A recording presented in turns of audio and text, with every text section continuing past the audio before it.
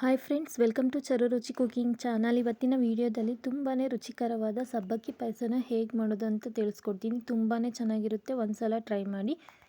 ಮೊದಲಿಗೆ ನಾನಿಲ್ಲಿ ಒಂದು 150 ಗ್ರಾಮ್ ಆಗುವಷ್ಟು ಸಬ್ಬಕ್ಕಿನ ತೊಗೊಂಡಿದ್ದೀನಿ. ಇದನ್ನು ಚೆನ್ನಾಗಿ ತೊಳ್ಕೊಂಡ್ಬಿಟ್ಟು ಒಂದು ಹಾಫ್ ಆನ್ ಅವರ್ ನೆನೆಯೋಕ್ಕೆ ಬಿಡಬೇಕು. ಈ ಬಿಸಿಲಿಗಂತೂ ತುಂಬಾ ಚೆನ್ನಾಗಿರುತ್ತೆ, ನೀವು ಒಂದ್ಸಲ ಟ್ರೈ ಮಾಡಿ. ನೆಕ್ಸ್ಟ್ ನೋಡ್ತಾ ಇರ್ಬೋದು, ಇದೆಲ್ಲ ಚೆನ್ನಾಗಿ ನೆಂದಿದೆ. ಇವಾಗ ಈ ನೀರನ್ನ ಬಸ್ಕೊಂಡು ಸೈಡಲ್ಲಿ ಎತ್ತಿಟ್ಕೊಳ್ಳಿ. ನೆಕ್ಸ್ಟ್ ಒಂದು ಪಾತ್ರೆ ತೊಗೊಳ್ಳಿ. ಪಾತ್ರೆ ಬಿಸಿ ಆದಮೇಲೆ ಒಂದು 3/4 ಗ್ಲಾಸಷ್ಟು ನೀರನ್ನು ಹಾಕ್ಕೊಳ್ಳಿ. ನೀರು ಕುದಿ ಬರಬೇಕು, ಚೆನ್ನಾಗಿ ನೀರು ಕಾಯ್ತಾ ಇರಲಿ. ಈ ಕಡೆ ನಾನು ಒಂದು ಅರ್ಧ ಲೀಟ್ರ್ ಹಾಲನ್ನ ತೊಗೊಂಡಿದ್ದೀನಿ. ಚೆನ್ನಾಗಿ ಕಾಸ್ಕೊಳ್ಬೇಕು. ಹಾಲನ್ನು ಅಷ್ಟೇ ಚೆನ್ನಾಗಿ ಕುದಿ ಬರೋವರೆಗೂ ಕಾಸ್ಕೊಬೇಕು. ನೆಕ್ಸ್ಟ್ ಈ ಕಡೆ ನೀರು ಮಾಡ್ತಾ ಇದೆ. ಸಬ್ಬಕ್ಕಿ ಆವಾಗಲೇ ನೆನೆಸಿಟ್ಕೊಂಡಿರೋ ಸಬ್ಬಕ್ಕಿನ ಹಾಕ್ಕೊಬೇಕು. ಹಾಕ್ಕೊಂಡು ಚೆನ್ನಾಗಿ ಒಂದು ಸಲ ಮಿಕ್ಸ್ ಮಾಡ್ಕೊಳ್ಬೇಕು. ಇದನ್ನು ಚೆನ್ನಾಗಿ ಒಂದು 2 ನಿಮಿಷ ಕುದಿಸ್ಕೊಳ್ಬೇಕು. ಸಬ್ಬಕ್ಕಿ ಎಲ್ಲ ಸಾಫ್ಟಾಗಿ ಚೆನ್ನಾಗಿ ಬೇಯಬೇಕಲ್ಲ, ಅದಕ್ಕೆ ಬೇಗ ಬೇಯೋದಿಲ್ಲ ಸಬ್ಬಕ್ಕಿ. ಹಾಗಾಗಿ ಈ ರೀತಿ ಮಾಡಿ ತುಂಬ ಚೆನ್ನಾಗಿರುತ್ತೆ. ಈ ಬಿಸಿಲಿಗಂತೂ ತುಂಬ ಚೆನ್ನಾಗಿರುತ್ತೆ ಈ ಸಬ್ಬಕ್ಕಿ ಪಾಯಸ.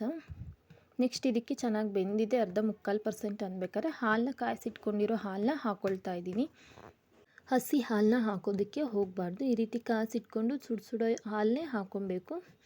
ಈ ರೀತಿ ಮಾಡಿದ್ರೆ ಬಿಗಿನರ್ಸ್ಗೂ ಅಷ್ಟೇ ತುಂಬ ಹೆಲ್ಪ್ ಆಗುತ್ತೆ. ಈ ರೀತಿ ಪಾಯಸ ಮಾಡೋದ್ರಿಂದ ಈಸಿಯಾಗಿ ಆರಾಮಾಗಿ ಮಾಡ್ಕೊಬೋದು. ಏನಿಲ್ಲ, ಒಂದು 1/4 ಗಂಟೆಲೆಲ್ಲ ಆರಾಮಾಗಿ ಆಗೋಗ್ಬಿಡುತ್ತೆ.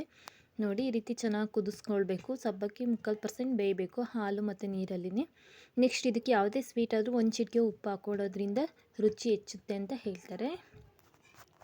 ಹಾಗಾಗಿ ಒಂದು ಚಿಟಿಕೆ ಉಪ್ಪನ್ನ ಹಾಕ್ಕೊಂಡೆ. ನೆಕ್ಸ್ಟ್ ಇಲ್ಲಿ ನಾನು ಅದೇ ಸಬ್ಬಕ್ಕಿ ತೊಗೊಂಡಿದ್ನಲ್ಲ, ಅಷ್ಟೇ 100 ಗ್ರಾಮ್ ಆಗೋಷ್ಟು ಸಕ್ಕರೆನ ಹಾಕ್ಕೊಳ್ತಾ ಇದ್ದೀನಿ. ನಿಮಗೆ ಸ್ವೀಟ್ಗೆ ಎಷ್ಟು ಬೇಕೋ ಅಷ್ಟನ್ನು ಸಕ್ಕರೆನ ಸೇರಿಸ್ಕೊಳ್ಳಿ.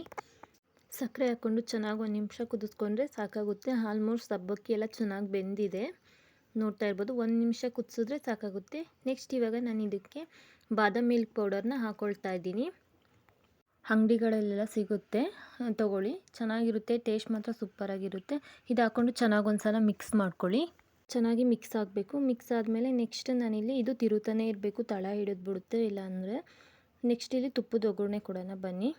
ನೆಕ್ಸ್ಟು ಒಂದು ಒಗ್ಗರಣೆ ಚೌಟ್ ತೊಗೊಳ್ಳಿ.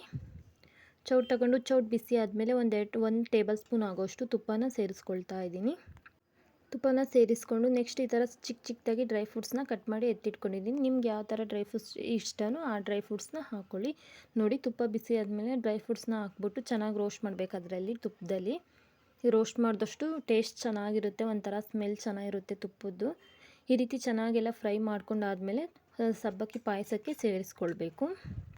ನೋಡ್ತಾ ಇರ್ಬೋದು, ಇದೆಲ್ಲ ಆಗಿದೆ. ನೆಕ್ಸ್ಟು ಇವಾಗ ಇದನ್ನು ಪಾಯಸದೊಳಗಡೆ ಮಿಕ್ಸ್ ಮಾಡಿಕೊಂಡ್ರೆ ಸರಿ ಹೋಗುತ್ತೆ. ಇದೆಲ್ಲ ಚೆನ್ನಾಗಿ ಒಂದು ಸಲ ಮಿಕ್ಸ್ ಮಾಡಿಕೊಂಡ್ರೆ ಪಾಯಸ ರೆಡಿ ಆಗುತ್ತೆ.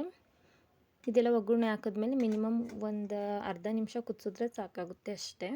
ಆಲ್ರೆಡಿ ಪಾಯಸ ಎಲ್ಲ ಚೆನ್ನಾಗಿ ಆಗಿದೆ, ನೋಡ್ತಾ ಇರ್ಬೋದು. ತುಂಬ ಚೆನ್ನಾಗಿ ಬಂದಿದೆ. ನೀವು ಒಂದು ಸಲ ಟ್ರೈ ಮಾಡಿ. ಹಾಗೆ ನನ್ನ ಚಾನಲ್ ಯಾರೆಲ್ಲ ನೋಡ್ತಾ ಇದ್ದೀರಾ ಪ್ಲೀಸ್ ಸಬ್ಸ್ಕ್ರೈಬ್ ಮಾಡ್ಕೊಳ್ಳಿ. ವಿಡಿಯೋನ ಸ್ಕಿಪ್ ಮಾಡದೆ ಕೊನೆವರೆಗೂ ನೋಡಿ.